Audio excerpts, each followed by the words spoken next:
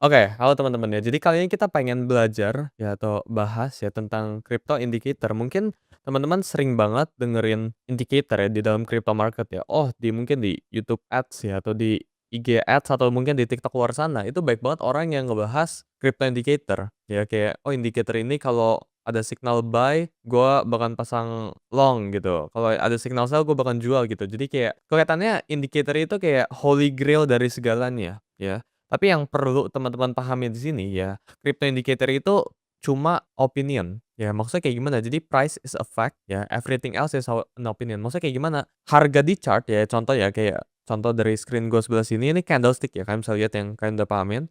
Ini candlestick yang gue udah bawa warnanya. Jadi kalau naik itu warna putih ya, yang biru ini bearish ya. Kita bisa lihat sebenarnya harga di sini ya, BGB USDT contohnya sebelah sini ya. Ini opinion, sorry ini fact ya, maksudnya kayak gimana? Ini fakta pergerakan. Jadi BGB naik dari $4,1 ke 4,9 ya, ini fakta. Ya jadi dia pernah turun, dia pernah naik, dia pernah turun, itu fakta. Ya retracement kayak gini nih, ini misal dia turun sebelah sini, ya kan dia sideways, ini kan fakta. Tapi kalau gue mulai tambahin indicator, contohnya ya, gue mulain ini contoh doang ya, habis ini gue jelasin ya apa indikatornya. Ini misal gue pakai stochastic ya. Stochastic itu salah satu indikator yang kalian bisa cari ya, habis ini gue ajarin, jadi tenang buat yang nggak ngerti. Stochastic ini kan nunjukin, ya mungkin buat yang udah belajar technical, ya sebelah sini kan ini kan udah di area yang cukup cenderung overbought ya atau oversold. Kita bisa lihat dari range ini, stokastiknya udah nunjukin di area yang cukup pointing ke atas ini, tapi ya secara teori ya orang bilang it's time to sell, ya kan. Oh kalau range-nya udah di atas ini, ya ini waktunya buat jual menurut teorinya. Ya tapi apa hasilnya lu lihat nih, oscillator-nya nurun dikit terusnya baru eventually price-nya harganya itu eventually nge-pump lagi. Jadi menurut gua yang kalian bisa pahamin di sini ya, harga itu fakta. Sisanya kayak kalau kalian ke depannya mau pakai apa moving average ya, oscillator atau apapun itu, habis ini gua bakalan tunjukin ya.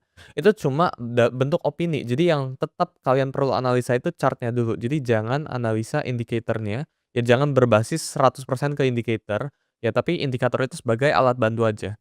Ya, jadi gua rasa itu salah satu materi yang perlu kalian pahamin sebelum ya ini disclaimer dulu. Nah, dalam dunia technical analysis sebenarnya ada 2 tipe indikator yang teman-teman bisa cek yaitu yang pertama, yaitu ada trend following indicator ya, sama ada momentum indicator. Jadi ada 2 tipe. Ada trend following ya sama ada momentum. Trend following itu kayak gimana, momentum itu kayak gimana. Jadi ya teman-teman perlu pahami di sini ya, keduanya ini perlu ya punya fungsi yang berbeda-beda ya. Trend following itu contohnya kayak gimana sih? Itu kayak moving average ya, super trend, ya, dan seterusnya, DEMA, ATR, dan seterusnya. Tapi kalau momentum indicator itu kayak gimana? Yang familiar kayak RSI, ya, stochastic, ya, dan seterusnya. Kita coba gue buka chart-nya ya sebelah sini ya. Contoh again kita pakai BGB ya.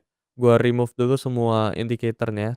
Jadi gimana sih cara teman-teman bisa buka indikator dan seterusnya? Ini teman-teman bisa ke atas ini nih. Ya ini ada indicators, metrics, and strategies ya. Tinggal klik, terus saya tinggal dicari. Ya, let's say gue pengen cari, kita bilangnya trend following indicator. Ya berarti gue di sini ketik moving average. Ya sesimpel itu ya. Ini ada banyak tipe-tipe moving average ya. Jadi ya contohnya nih ya, misal gue moving average exponential. Abis ini gue jelasin caranya pakainya masing-masing ya. Jadi kayak misal moving average exponential gue klik sebelah sini. Dan ini lu udah bisa lihat nih, ini trend following indicator yang teman-teman lihat di layar ini ya. Gua ganti dulu garisnya. Ya jadi kalau lu pengen ganti lu tinggal klik 2 kali ya. Jadi yang warna merah sebelah sini ini trend following indicatornya ya. Dia ngikutin harganya, price-nya.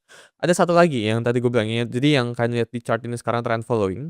Ya, yang kedua ini momentum ya. Contohnya RSI. Kita cari aja langsung relative strength index ya. Nah, ini udah ketemu di atas sini relative strength index. Tinggal lu klik ya dan udah dapat ya. Jadi yang bawah sini, yang kalian bisa lihat RSI 14 ini, ya ini ya momentum, ya lu bisa lihat based on momentum ya, tapi dia nggak ngikutin harga. Ya jadi mau harganya naik banget atau turun banget tuh lu nggak bisa lihat based on chart ini. Kalau gua tunjukin kayak gini doang RSI-nya, lu nggak tahu chartnya sekarang ini lagi naik atau turun, lu cuma tahu momentumnya itu lagi overbought atau oversold, sesimpel itu. Jadi gua kalau dikasih tunjuk chart kayak gitu, gua juga nggak tahu ini marketnya mau lagi naik atau turun kalau ditunjukin RSI only. Tapi kalau gua ditunjukin BGB only nih, contoh ya, ini anggap bar-nya ini nggak ada atau gua ubah dulu deh ya, biar teman-teman nggak bisa lihat bar-nya dulu. Nah, kalau gua dikasih tunjuk line-nya ya EMA 9 ya ini dari BGB, gua bisa lihat atau nggak harga BGB lagi naik atau nggak? Bisa. Ya jadi trend following ya sama oscillator ya sama momentum indicator itu 2 hal yang berbeda yang teman-teman harus bisa.